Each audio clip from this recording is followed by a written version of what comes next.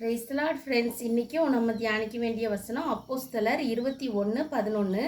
அவன் எங்களிடத்தில் வந்து பவுலினுடைய கச்சையை எடுத்து தன் கைகளையும் கால்களையும் கட்டிக்கொண்டு, இந்த கச்சையுடையவனை எருசலேமில் உள்ள யூதர் இவ்விதமாய் கட்டி புறஜாதியார் கைகளில் ஒப்பு கொடுப்பார்கள் என்று பரிசுத்த ஆவியானவர் சொல்கிறார் என்றான்.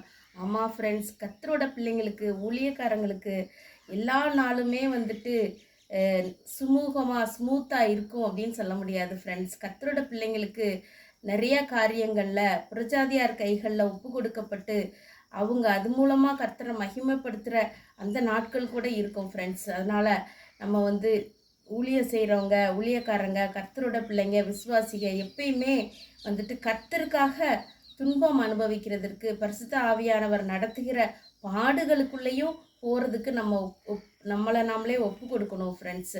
கர்த்தர் இந்த கிருபையை நமக்கு தரணும்னு ப்ரேயர் பண்ணிக்கலாம் ஃப்ரெண்ட்ஸ்.